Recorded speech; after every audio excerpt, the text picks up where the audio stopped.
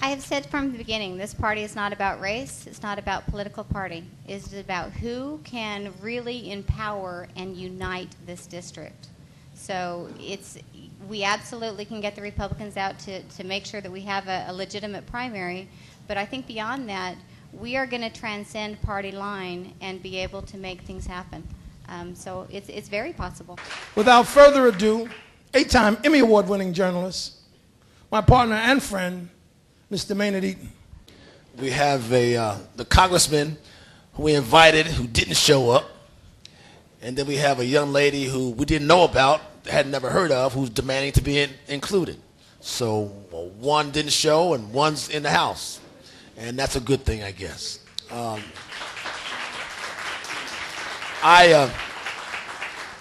Jim and Eleanor argued vehemently against bending our show and bending our will, but I'm the journalist in me, and a young lady, or a colleague of mine, Jennifer Parker, had a strong impact on what she said about this is not the way we do things as journalists, and I appreciate you saying that to me, Jennifer.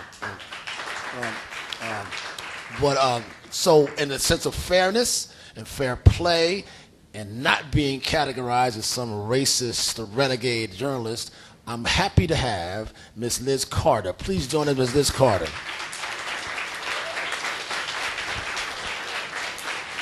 Please. Thank you, Virginia. If you're as good as a bulldog you are by getting on the show, you can be all right. Well, thank you. Have a seat. Now, the gentleman who we met early on, the reason Cory Ruth was invited in this cadre of well-known Democrats is that he was here at Newsmakers, some of our early events, and made himself known and plain. And I said, come on, man, you must be kidding. A black Republican in the 4th District? He said, watch me, you never know. Cory Ruth, please join us, please. He says he's got a chance.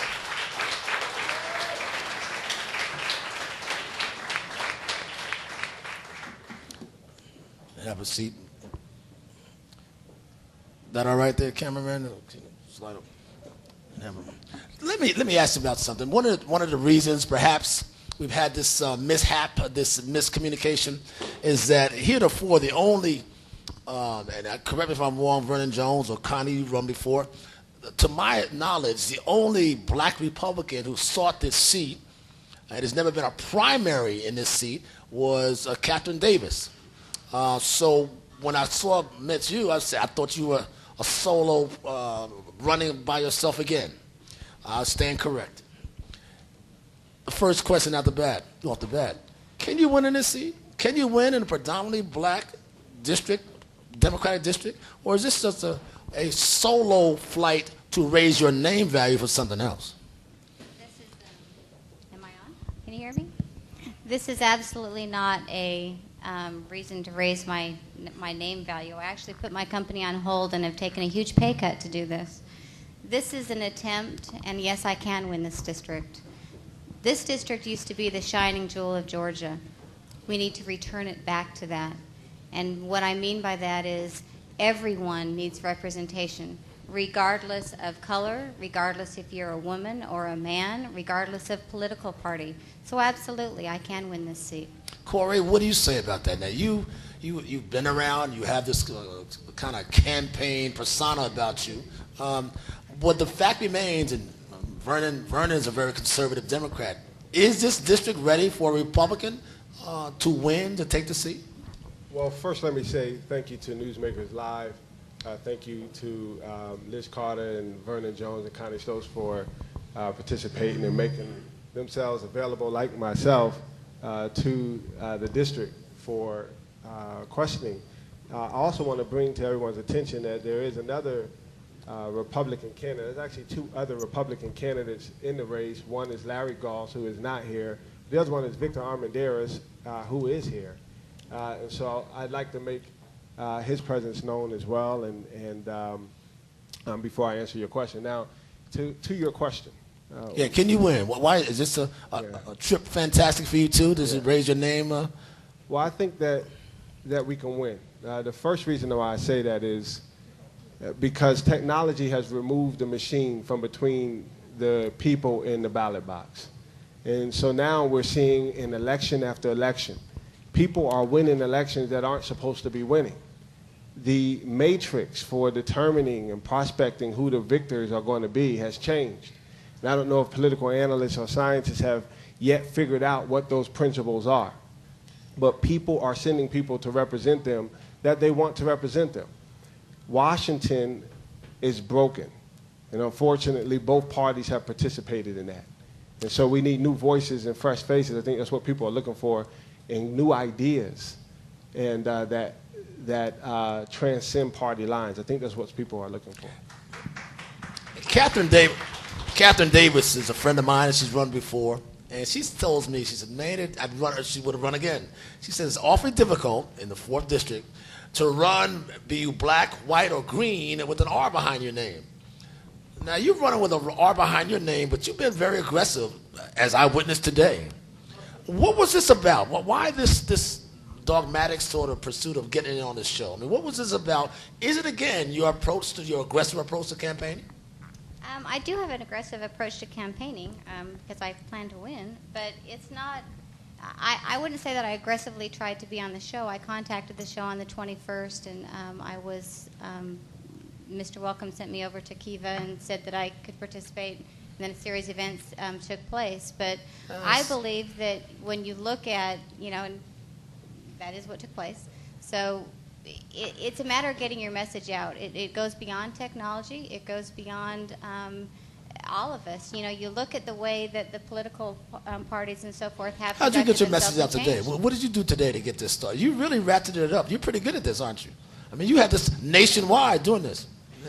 Well, you have to understand that my background is one of helping businesses grow, and I've worked with several organizations across this country. And so when I put on Facebook that I was no longer invited to participate in a forum. That was not the case. I mean, I'm not going to argue with you about this, but that was a misnomer. That was incendiary, and that was unfair. Well, I think it's a sad thing, and we're going to have to agree to disagree. But I think when we have a candidate forum that you need to have the collective voices so that the people can hear from all sides.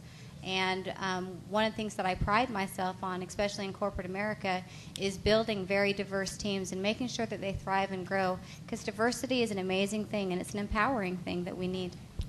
Did you find the pressure on you because you were in the show, you were here in the show because we had heard about you earlier? Did this kind of little dust-up concern you as well about your candidacy? Did this help, harm, or concern you at all? Well, unlike Liz, I actually do work. She's put her. I didn't.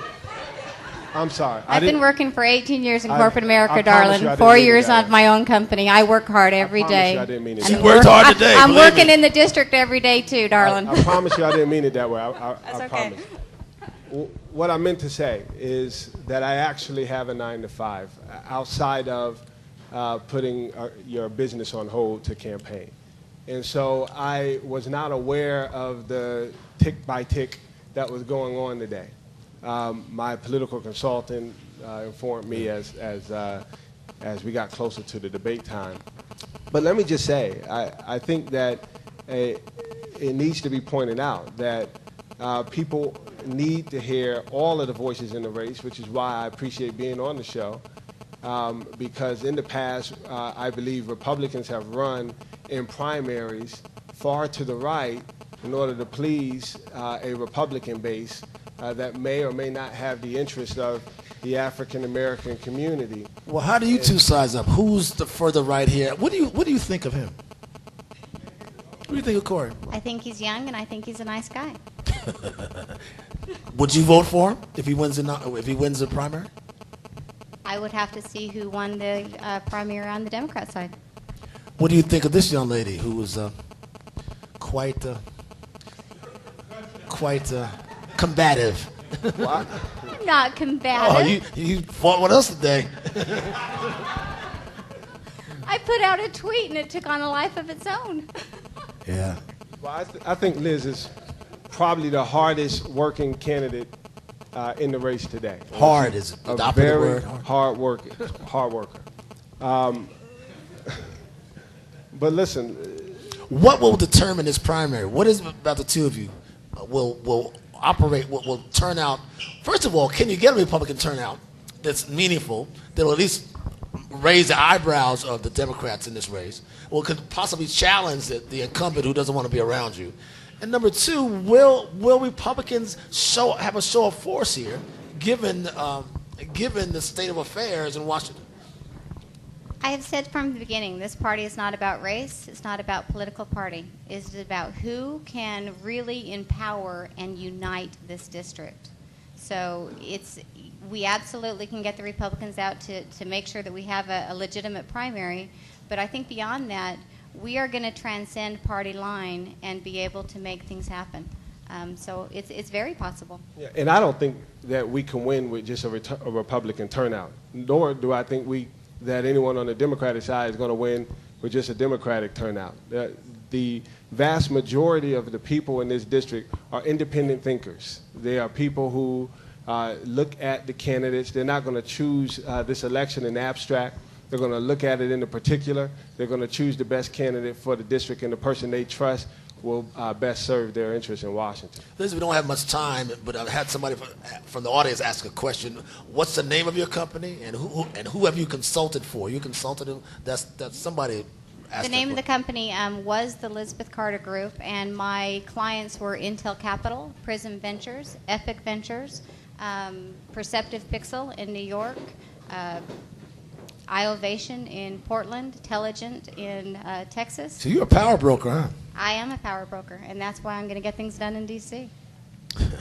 What prompted you to run? What gave you the inkling that I could pull this off? Both of you know, a final question. What makes you think you can unseat a well-known political woman like Connie Stokes, or a former CEO like Vernon Jones, or a sitting congressman like Hank Johnson? What chutzpah says I can do this?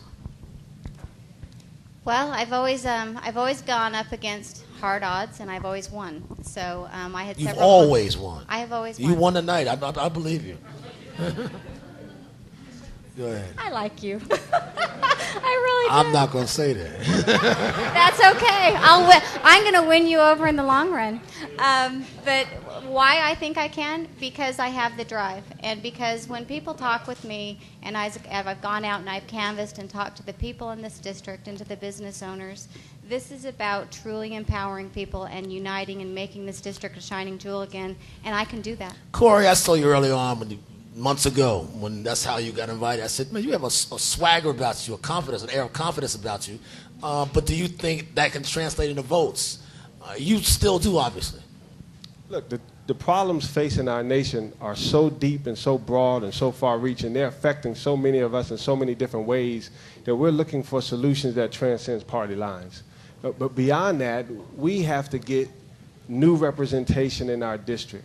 We need new voices. We need fresh perspectives. We need new ideas. Ideas like bolstering peer-to-peer lending and micro-lending so that small businesses can have new channels and new streams of capital so that they can do their business. We also need new ideas like requiring the federal government to provide a comprehensive, detailed receipt of how each person's tax dollars are spent each year before they're required to pay their income tax. So we need new ideas. Small minds talk about people. Mediocre minds talk about things. Great minds talk about ideas, and that's what we want our campaign to be about. Well, today, Liz Carter talked about Newsmakers. She's become our nemesis. But ladies and gentlemen, please give her a round of applause. Liz Carter, she talked her way in here. Thank you. And our friend, Cory Ruth. Thank you so much.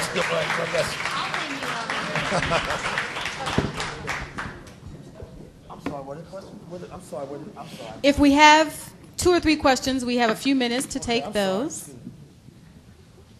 He's just trying to scoot me off the screen. I'm teasing you. And we want to acknowledge one of the other Republican candidates. Where is he? I saw him. Ah, there he is. Mr. Armendariz. Thank you for coming. We do have one question.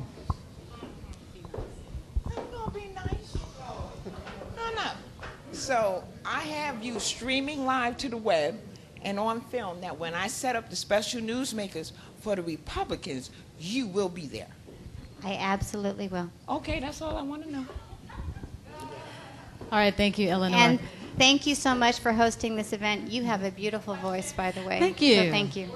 And ladies and gentlemen, as our last slow-moving questioner comes to the front, I would encourage you to make sure you listen to what the candidates say. Make sure you pay attention to who speaks the truth. Make sure you pay attention to who shows up, is strong enough to be in Congress, has ideas, and makes decisions. One more question. Thank you, and this is for both candidates. If you had been in Washington during the time of the recent health care debates, what would have been your stand on that, and what would be your vote? Do you want me to go first? I'll go. Well, I think first, thank you for your question. My difference would have been on the approach. I think what we should have did first, if we heard that there was 30 million or 40 million people without health care, I would like to see that list categorized. In other words, who are these people? Where do they live? What are their ages and why do they not have health care? And then we need to categorize that so that we can then have a good identity of what the problem is. And then we can begin to have a discussion around what solutions to offer. The second thing is that this current healthcare solution, it did nothing to actually deal with the rising cost of healthcare, which means that the rising cost of healthcare will outpace all of the revenue triggers that they put in place in the bill, which means that the bill will be insolvent in only a matter of decades. And so I think what we should have done is empowered states to seek solutions that are best fit for their residents. And also we should have started a conversation about opening up state borders to interstate commerce so that we can lower costs and increase efficiency. The first thing that I would have done is I would have demanded that all my counterparts read the bill as I did. So I read the 2,700 pages. We have got to create efficiencies within government. I would have liked to see, and I did send to my senators and our representative, a solution to address the $150 billion of annual fraud in Medicaid and Medicare alone. If we were to address that and actually create technology like other countries have done with their healthcare systems, we could expand out and create catastrophic pools and to be able to cover those in need. So I would have insisted that people actually read before they vote, and we should have taken a way of reducing healthcare costs, getting rid of our healthcare fraud so that we could actually help those in need.